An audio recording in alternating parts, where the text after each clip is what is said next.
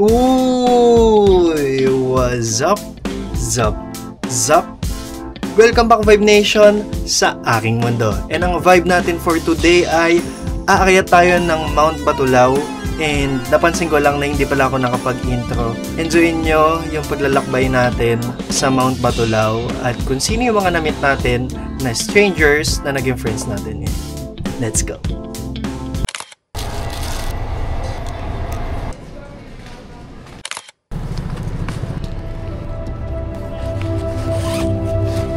Visit na sira guys. Dahil ko kasi hindi nagamit eh.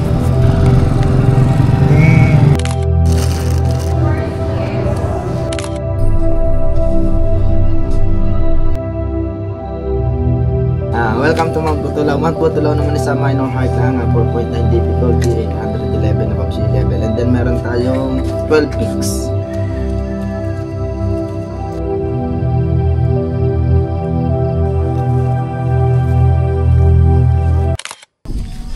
Hindi actually mga 20. Yung buwelo pa lang mali na eh. Mali ka dun, mali ka. Ilan taon na ka? Oo.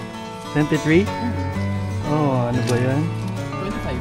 Tama, yan, 25. Ikaw, feeling ko ano? 30. Feeling ko mga nasa ano, 27? Eh ano? 37? 31? Hindi halata. 130. So, Vibe Nation, wala pa kami sa Peak 1. Or nasa Peak 1 na. Ayun, nasa Peak 1 na kami. Ayan na pala. Guys, dito na kami sa Peak 1. Finally. Peak 12. Yan, tuloy sige. Say hi. Hi. Siya daw ay may trauma sa... Uy! May kabayo. May kabayo. Let's go! Mga nahuli kasi picture na picture.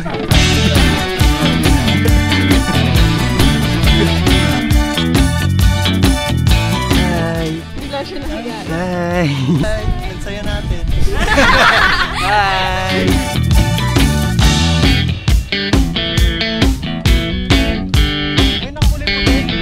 Ayon sa source guys, dapat kaya pala naging minor hike kasi dati daw sa taas talaga yung ahon, pero ngayon sa tabi na lang kasi ginawang minor hike. Hindi nga ako nababarang basta ikaw nakikita ko kuya. Iba na pala yun. Ay, yung view ba? Yung view, kala ko ikaw eh.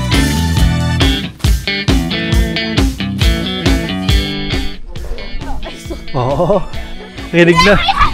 Oo, rinig yung utot nyo dito guys. Oo.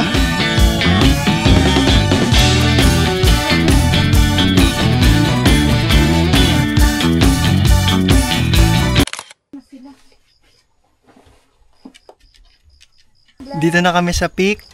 Peak ano na nga? Ayan, dito na kami sa bahay ni ano? Bahay ni Kuya. With dogs. Hi dogs. Ate. Nag-relap siya guys, sorry.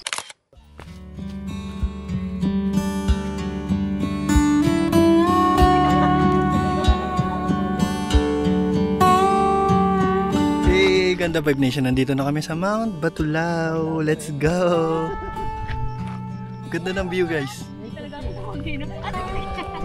Ganda ng view, ganda ng view. Legit na minor hike siya guys. Kaya mga kaibigan namin. Kaibigan. Mga kasama namin. Yan sila madam. Tapos si kuya. Tapos siya. Tapos ayun sila yung mag-friends. Silang apat na shoutout sa inyo guys.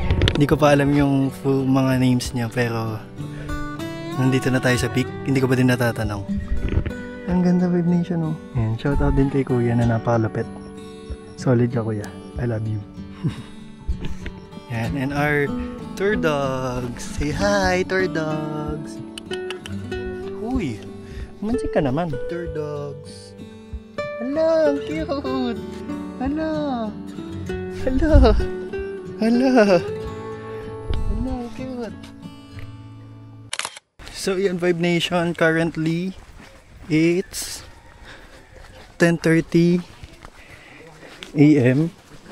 Sobrang init na. Kinakasando na lang ako, guys. Hi guys. Ito, ang mga valedictorian. Kaming tatlo yung nauna na. Kasi ligong-ligo na kami. At pagod na kami. Ayan yan.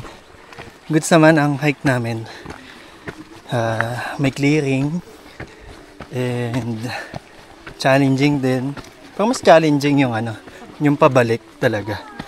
Kasi talagang gagamitin mo na yung lubid na nakalagay doon. Akala namin sa pag-akyat wala siyang purpose. Pero yun, meron sa pagbalik.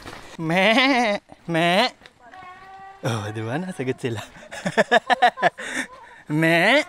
Oh, ito yung dinaanan namin, guys. Kaninang umaga. Sa umaga hindi nyo makikita yon. Scam yun sa umaga. Sa madilim. Pero pag nakita nyo pabalik, ayaw na kayo. Let's go! Bulalo muna tayo, guys. Ito, pwede na to. Ay. Fresh naman. Lugi naman dun sa kissable lips.